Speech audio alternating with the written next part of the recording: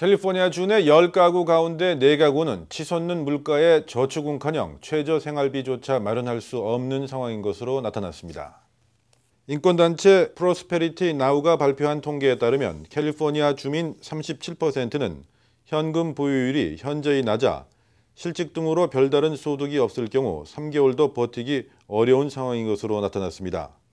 이는 전국 평균인 43.7%보다 2.3% 높은 수치입니다. 인종별로는 백인의 빈곤율이 히스패닉과 흑인 주민들보다 낮은 것으로 나타났습니다. 백인의 경우 28%가 빈곤에 허덕이는 것으로 집계됐습니다. 반면 히스패닉은 60.7%, 흑인은 56.7%가 저축은커녕 최저 생계비 마련에 시달려야 하는 상황으로 백인보다 무려 2배 이상 높은 것으로 나타났습니다. 도널드 트럼프 대통령은 자신의 국정 운영 능력이 에브라임 링컨 대통령을 제외하면 역대 대통령 가운데 최고라고 자부했습니다. 트럼프 대통령은 오늘 오하이오주 영스타운에서 열린 지지자 집회 연설에서 링컨 대통령을 제외하면 백악관 집무실을 장악한 어느 대통령보다 더 대통령 역할을 잘하고 있다고 주장했습니다. 이어 어떤 대통령도 첫 6개월 동안 우리가 한 만큼 일한 대통령은 없다고 강조했습니다. 그러면서 이민정책 강화와 군사력 확충, 총기 소지권 유지 등을 성과로 꼽았습니다. 아침에 프리웨이를 타고 출근하는 직장인들은 이제 교통체증뿐 아니라 대기 오염까지 걱정해야 할 것으로 보입니다.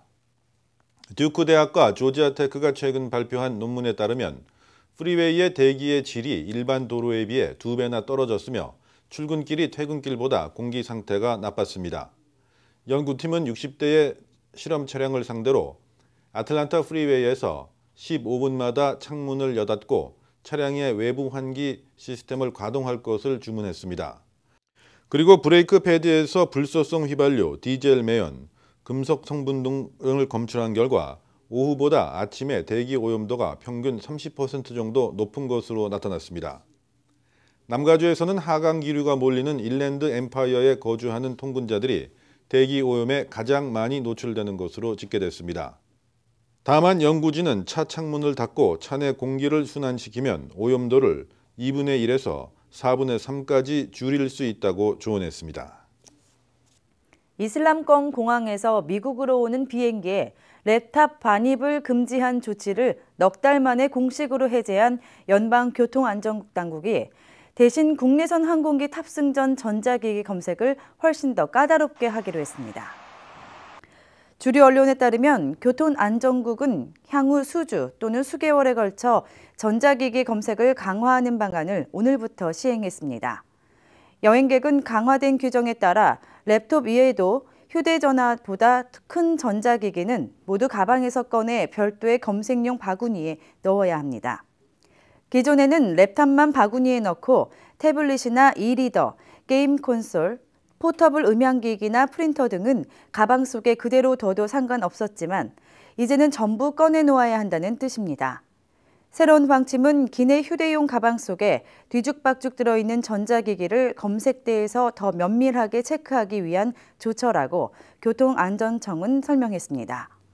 기내용 전자기기 검색 강화는 LA 국제공항을 포함해 미국 내 주요 10개 공항에서 현재 시범 운행 중이며 점차 확대될 예정입니다. 도널드 트럼프 대통령이 성전환자 트랜스젠더의 군 복무를 전면 금지하는 방침을 밝혔습니다. 트럼프 대통령은 오늘 트위터에서 장성과 군사 전문가들로부터 트랜스젠더 군 복무 불허 조언을 받았다면서 군대 내 트랜스젠더가 야기할 엄청난 의학적 비용과 혼란의 짐을 떠안을 수 없다고 말했습니다. 트럼프 대통령의 트랜스젠더 군 복무 전면 금지 방침은 트랜스젠더 당사자들은 물론 민주당 등 야당의 반발을 초래할 것으로 예상됩니다. 애플 아이폰을 위탁 생산하는 세계 최대 규모 전자기기 제조업체 폭스콘이 위스콘신주에 미국 내 첫 액정 표시 장치 LCD 패널 제조 공장 단지를 조성합니다.